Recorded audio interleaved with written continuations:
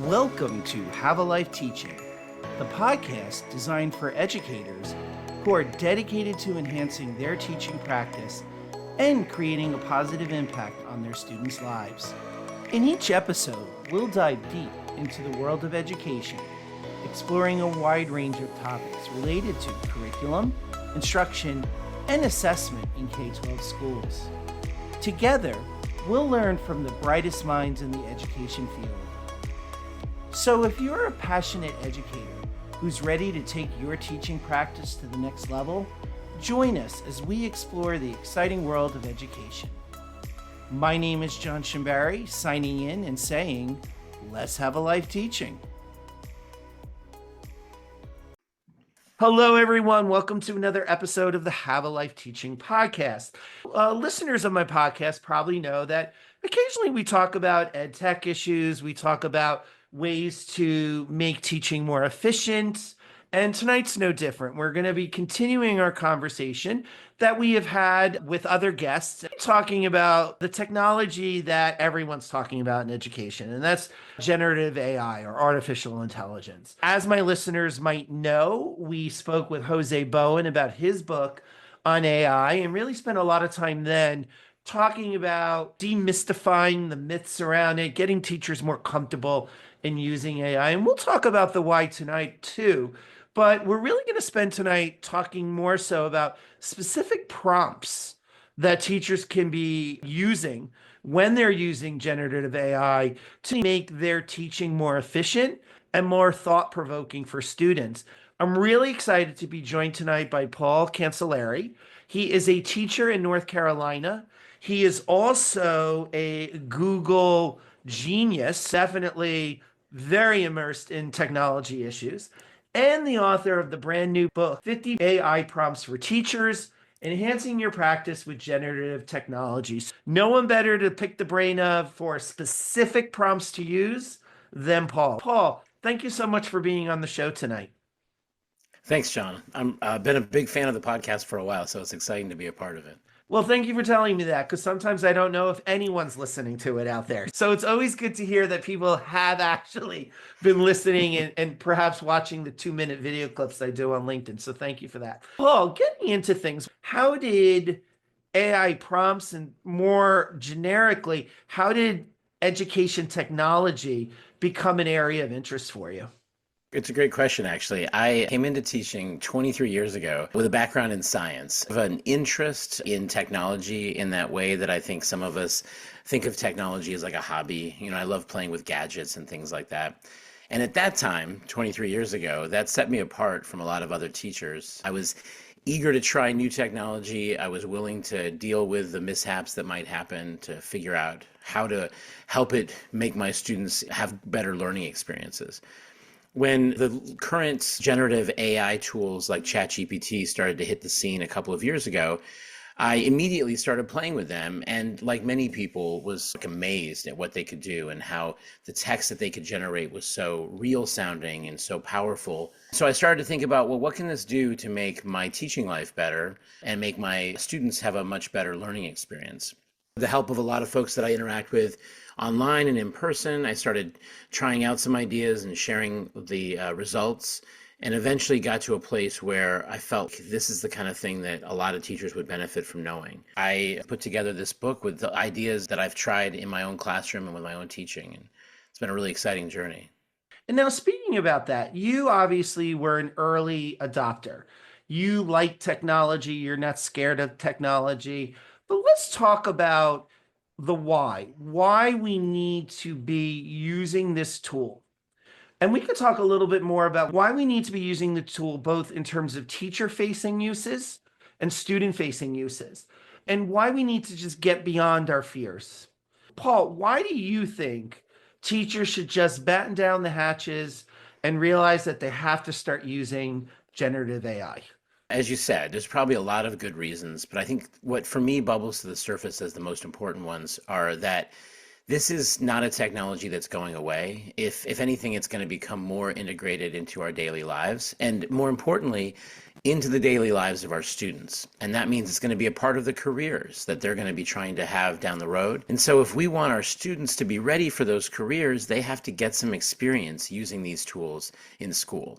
If we didn't teach our students how to use calculators or computers or the internet, we wouldn't be doing our jobs right. And I see this very much in that vein, that it's something that our students deserve to learn how to use correctly from their teachers.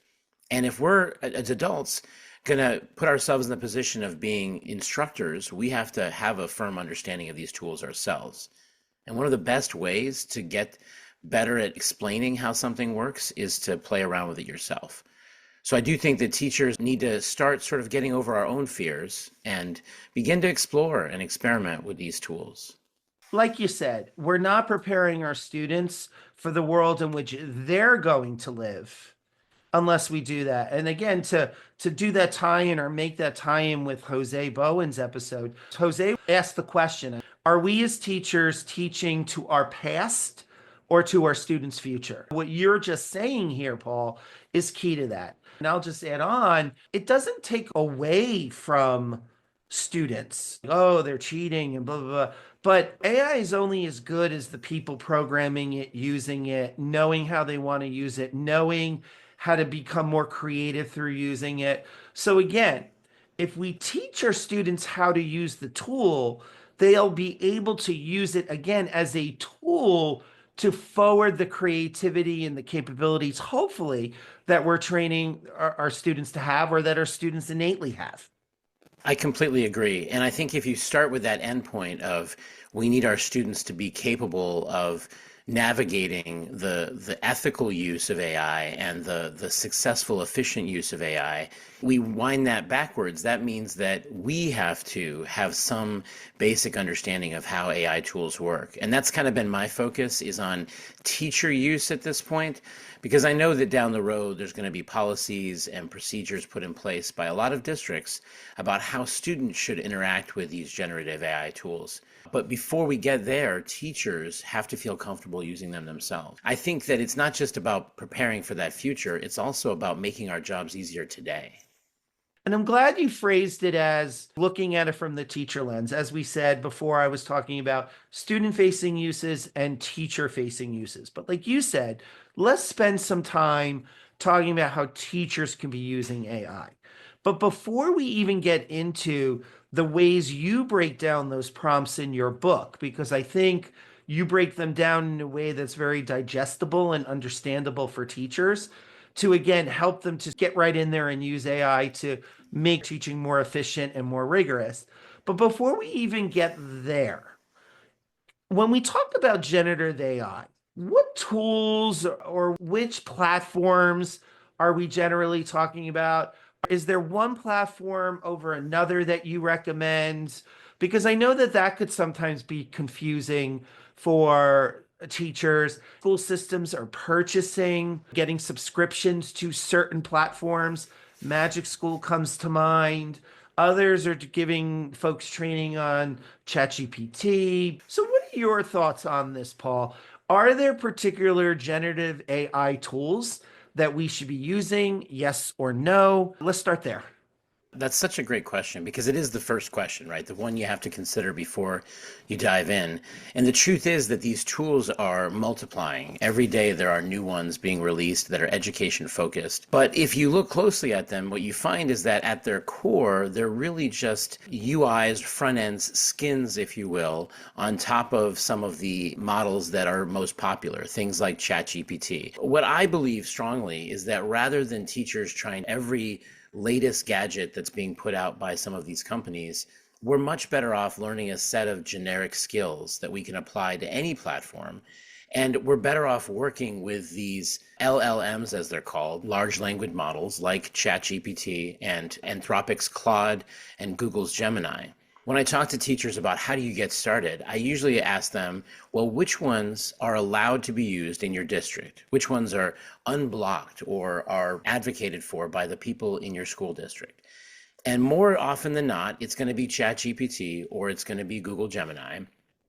If you have access to the third one, Anthropic's Claude, I do strongly recommend it because it was designed by some folks at the company Anthropic that actually spun away from ChatGPT's OpenAI with the goal of making a safer chatbot, one that didn't hallucinate as much and didn't say and do things that would cause harm to people. And what you'll find is that each of these three chatbots has its own strengths and weaknesses. Early on, I strongly recommend playing around with all three if you can and just see the types of responses you get. But at its heart, what I try to promote, especially in my book, is that there are general principles of prompting that work no matter what tool you're using. I would rather you learn how to use a chef's knife that you can use for any kind of cooking around your kitchen than learn how to use one particular piece of equipment that only works in one situation. I think it's going to leave teachers less stressed because there's less they have to learn, and also give them skills that are going to be much more applicable down the road. And I'm glad you said that. And let's get right into that rather than talking about ChatGPT versus Gemini versus Claude. Because again, I think there's a lot of research out there, a lot of documentation out there. If folks are interested in researching one over the other, I think that that's there. What I really want to get to are the skills that you keep referencing, Paul, that teachers should develop when it comes to using generative AI and creating prompts. It really is all about the prompt you're creating. Is it a quality prompt? Is it going to give you back what you're actually wanting and looking for? In your book, Paul, you talk about some key areas in which a teacher could be generating prompts to make their lives easier as teachers. So before we maybe even talk about two or three examples of prompts, could you share with us those areas of teaching in which using generative AI will help make teaching more efficient and engaging and rigorous for students? Sure, that's a great place to start because what it boils down to is that these tools are not doing anything that a teacher couldn't do. They're just doing it much quicker in the way that if you had an expert teacher as a friend that you could call upon 24/7, you could get great advice, great help. If you had a teacher assistant who was always there ready to help create content for you, that's really what these tools have the potential to be. I started by looking at what does a typical learning cycle look like in my classroom. I teach middle school science, but I think this is applicable to any K through 12 grade level and pretty much any subject area. You're going to start by gauging what students already know with some sort of pre-assessment or activating or engaging students in the learning. Then you're going to provide them with new content. You're going to deliver this new information that they haven't received, or you're going to give them an opportunity to discover it on their own. Then you're going to provide them with some sort of practice, some sort of reinforcement that'll help that new learning to really embed itself in their minds. And then you're going to need a way to assess whether they've learned what they're supposed to learn or not. And after you assess, you'll likely find that some students have learned it and are ready for something more advanced, some sort of extension. And other students are going to need some sort of reteaching or remediation because they didn't master it the first time. I take those steps in a typical learning cycle and I break down each one and talk about, okay, what are the ways that a chatbot could help you create the kinds of learning experiences that you want to create. And I have to say right up front that these are research proven teaching strategies that most teachers probably already know about. We've been learning about things like personalization, differentiation for decades. And yet the reason why some teachers, many teachers, don't use them as often as they would like to is because of the time and effort that it takes to do them. And if you've got a limited amount, as we all do, you have to make choices. But what these chatbots and these prompts can do is they can help you to do more of the teaching that you want to do, that you know you need to do, because you can fit it into the time that you have. Paul, thank you so much for breaking down the different areas in which one could be using a generative AI tool. And just to make sure that I know those different areas, I'm going to say them now. And you mentioned pre-assessment engagement, new content, reinforcement of learning, assessment of that learning, and remediation and extension of learning. Did I catch all of the different areas in which you've used generative AI? Yes, that's right, exactly. Taking that a step further, what are one or two prompts that you would recommend for, if not all of those areas of teaching, the ones that you think are that folks are going to get more bang for their buck in using that prompt versus another? I appreciate you asking the question that way because I think there are some potential high leverage strategies and prompts that you can use. One way that I use these chatbots is to help me brainstorm, and that's true across all of these different phases of the learning cycle. But one of the places where I still every year need the most help brainstorming is when it comes to finding engaging ways to get my kids excited about what they're about to learn. Because if the kids aren't excited, if they're not paying attention, then nothing else matters. They're not minds on and connected to what you're teaching. And not only is that not going to be an effective way to learn, it can be exhausting as a teacher when you know the kids are distracted or are disinterested. And what I have found is that AI tools are great at surfacing ideas that you hadn't even considered for how to make your content more engaging.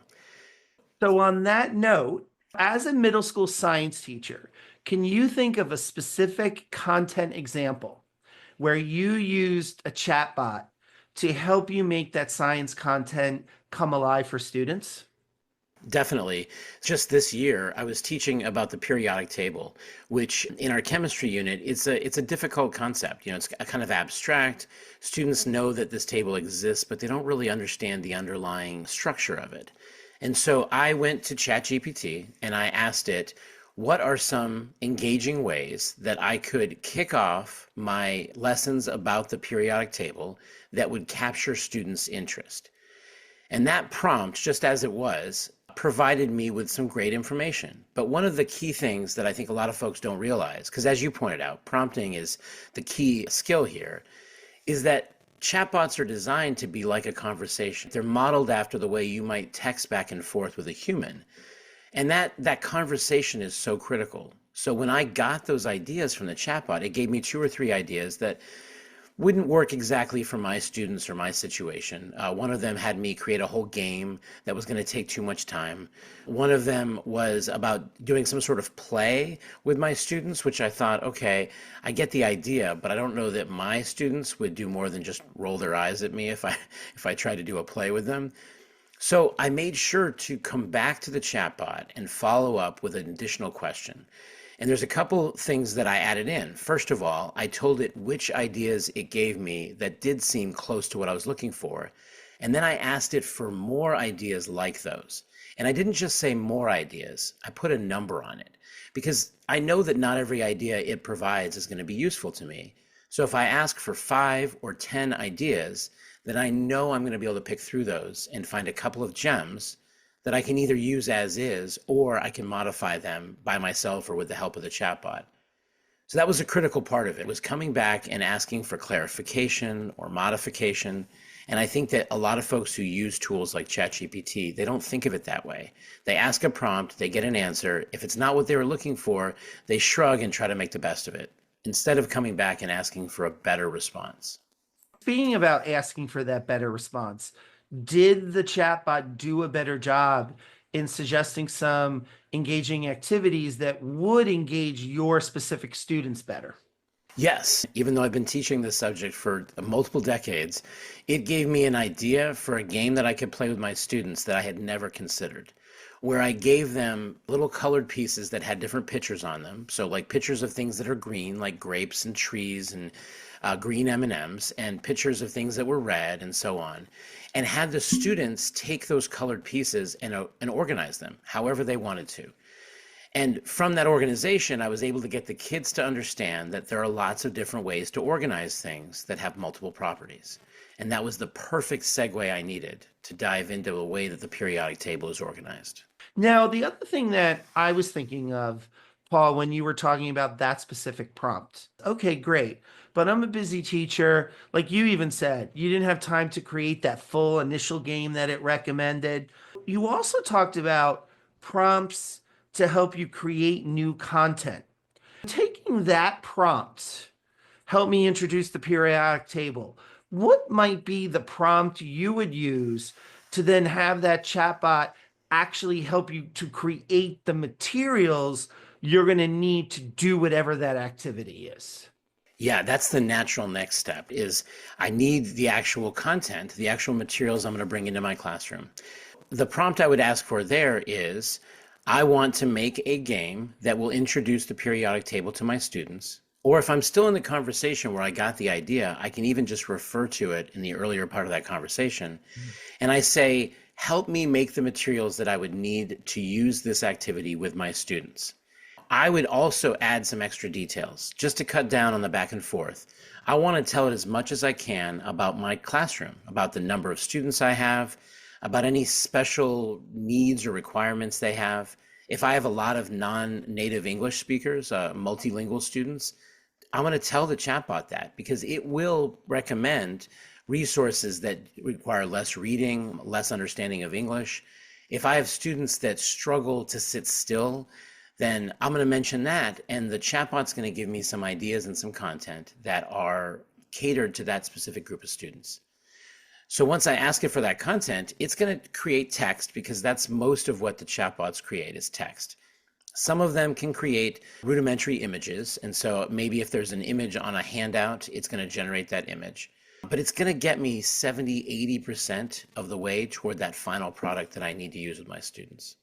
And in fact, again, we're not really going into products per se, but there are also AI tools like Midjourney, for example, which would help somebody to create some of those images. And perhaps, and I'm not an expert at Magic School, but perhaps Magic School can help folks to create image-laden worksheets for students, for example. Even in the work that I've done using chatbots, it's definitely a great tool, or chatbots are great for taking text written at a particular level and leveling that down or up depending on the reading abilities of your students, as well as a tool to help you highlight certain key vocabulary that then students could study. And I think it does that most chatbots do a pretty good job of asking higher level questions around the text that they're providing. So what would be the prompts you would ask AI to deal with that differentiation you're mentioning? Either, again, kids that are ready for the next step or kids that might need more teaching, as well as your ELL students. What are some prompts you might recommend for that kind of specialization or personalization, as you said before? What I usually do in that situation, and this is something, again, if what you're looking for is text, which I often am because I do like to reinforce reading skills through my science class, that's something that chatbots can create very quickly on the fly. So if I give it a test and the very next day I see that there are some gaps that some of my students are struggling, I can ask the chatbot to make me an explainer, and I'll say how many paragraphs I need. So a 3-paragraph explainer about, and I'll mention whatever topics they struggle with the most. And I'll even give it a list of vocabulary that I want to be there. And then I'll follow up that sentence in the same prompt with a request for different types of activities. For example, if I wanted to leave blanks in that text and put the vocabulary words at the bottom, I can give my students practice on a close type activity where they have to find the word that fits in the blank. Or if I want them to read and then have reading comprehension questions at the end, where I'm asking them to pull some information from there, it can be a really powerful way to re-engage them with something that we've already learned about, but where they didn't quite get to the finish line when it comes to their mastery.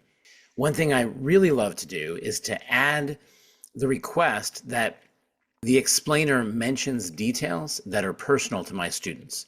I might ask it in the explainer to try and mention the name of our town in North Carolina, or the name of our school or our mascot, or even give it several first names of some of my students and have it include those names in the explainer. It's amazing how a bunch of 8th graders and even younger kids will be so much more engaged in reading something that has details that connect with their personal lives. Even if it's the same content under the hood, that's the kind of detail that really pulls them in.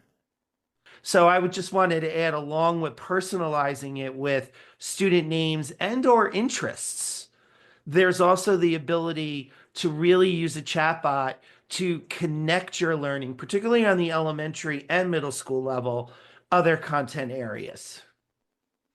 Yeah, that's such a great point. It's that personal connection that I think really draws kids in and it keeps them engaged with the learning because that's when the learning happens, is when they feel some sort of personal connection. And that can often come from the teacher developing a deep personal connection with the students. But sometimes we can't do that with every child all the time. And so if our learning materials can be that much more personalized, we know from the research that that's going to lead to better learning. I know the book came out recently, but one question I'd like to ask is when you've talked to teachers about your book, what has been the reception? Where have folks told you that they've really gotten the most out of your book?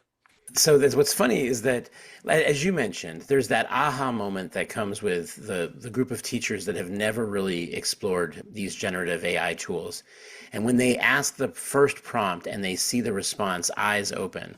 I was speaking to a large group of teachers out in Washington State this fall, and I had a teacher in the back of the room who you could just tell was not very tech savvy. And during the breaks, when I gave the group a task to do, she would come to me frustrated. She didn't understand how to do things. But then we got to a break to ask them to take a challenge that they have in their professional life, in their teaching life, and ask the chatbot to help them with it.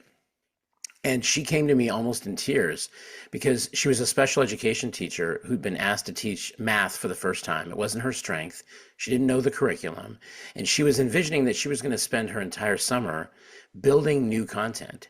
And when she saw what the chatbot could do for her, just ChatGPT, she realized that she was going to get to produce so much more in so much less time.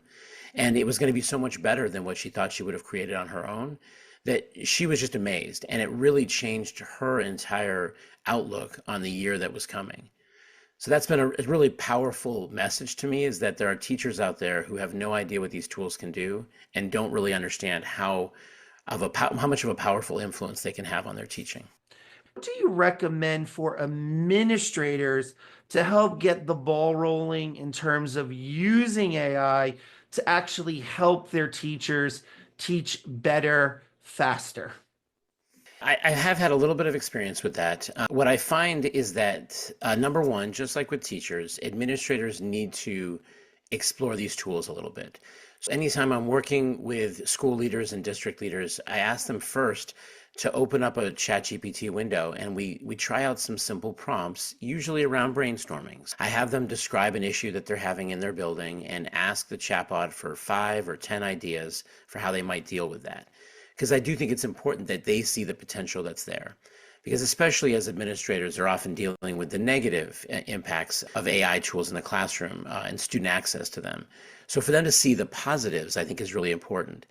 And then what I advise them to do is to find a core group of teachers, just a handful of teachers who they think would be most willing to dive in first, and let that group of teachers lead the way under their supervision, and then share what they've learned, what the benefits that they've seen come out of their use of AI tools with the rest of their faculty, the rest of their teachers. Because I think that that message of here's how much better the teaching and learning can be in your classroom, it's so much more convincing when it comes from a fellow teacher. So let the administrators recruit the first group of teachers and then just get out of the way and let those teacher leaders be the ones that are the spokespeople, the promoters of how powerful these tools can be. I like how you're recommending on the school level that administrators recruit a core group of pioneers to maximize the use of these tools and then turnkey what they learn to their colleagues. That did definitely get me thinking about training our new student teachers before they even have their own classrooms to, again, not develop these phobias around the use of AI, but just to immediately start using them as a part of their practice. I love that. I actually spoke with a group of student teachers from Elon College here in North Carolina this past fall. And what I was really taken aback by was how their entire attitude, their view of AI tools was so colored by what their professors had told them about it not being allowed, that they didn't even know where to step. They felt like there was no safe place to go when it comes to AI. So I do think there's a little bit of maybe unlearning that we have to do there when it comes to helping student teachers explore these tools. But I also want to add that especially for new teachers, really important part of their professional work is whatever team they get a chance to work with, whether it be a multidisciplinary team or a professional learning team made up of other teachers who are teaching the same content.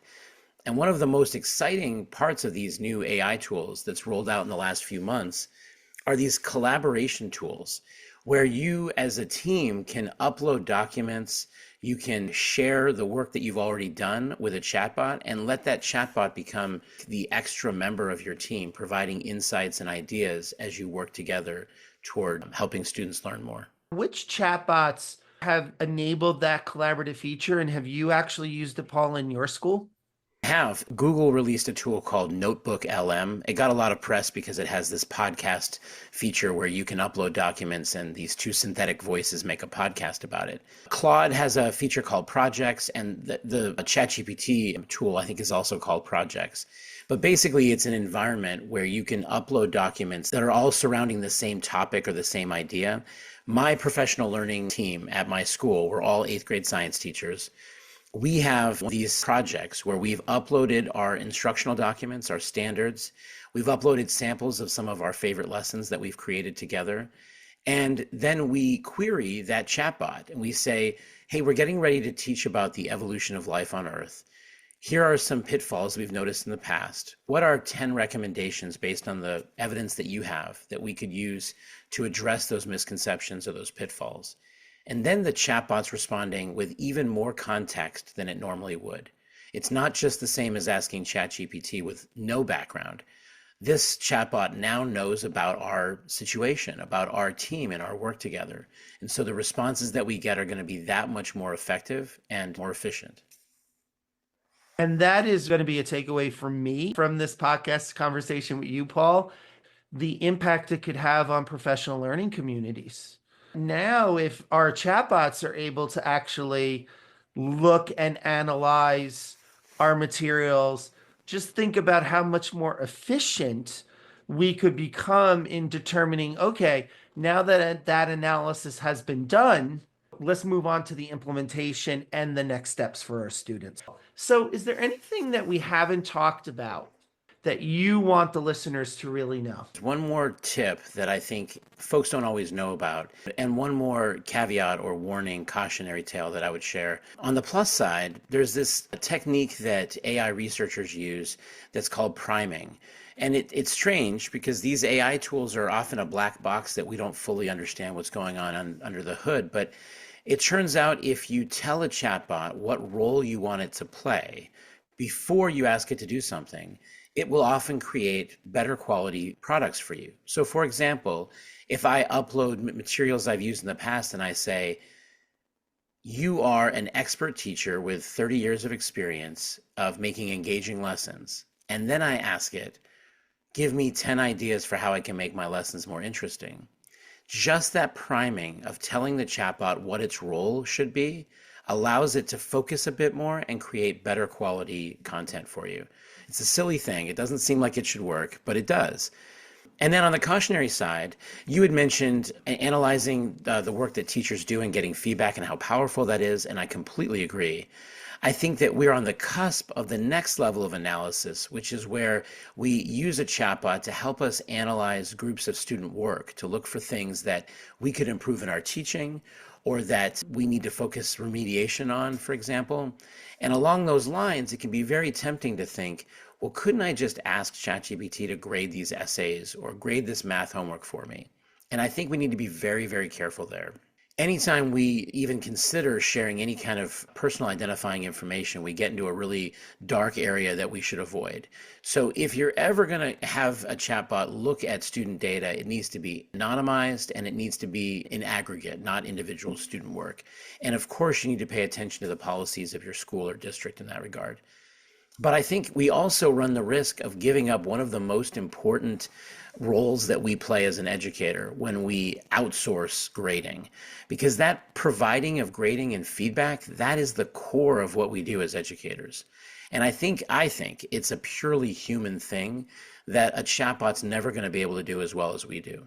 So the way I look at it is find ways to let the chatbots help you with the other tasks so that you have more time to provide the highest quality feedback you can. But never give up that part of your job because it's so important.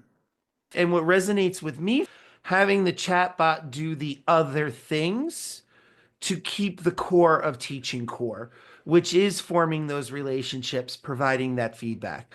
Paul, where can people find out more about you and the work that you're doing? My new book, 50 AI Prompts for Teachers, is available through Amazon right now. And if you go to paulcancellieri.com, you can find out more about my work. And I'm always happy to work with schools and districts and even individual teachers that want to dive into this work and just don't know where to start. So you can connect with me there and reach out, and I'm happy to make arrangements because in the end, we know where this is going. And I just want to help as many teachers as possible see the benefits. Teaching has never been harder than it is today, but it's never been more rewarding if we're able to focus on the things that really lift our souls when it comes to being a teacher. And to do that, we need to get help. And that help can easily come from some of these chatbots. Thank you so much, Paul, for your time tonight. This has been a very informative conversation, and I'm actually going to take some of the things that I learned and apply them to my coaching. So I'm hoping other listeners, well, I know other listeners will do the same. So again, Paul, thank you so much for your time tonight. Thank you, John. Thank you for listening today. I hope you got some great tips that you can bring back into your teaching. Remember, have a life teaching without sacrificing your own. Also, don't forget to subscribe and be well.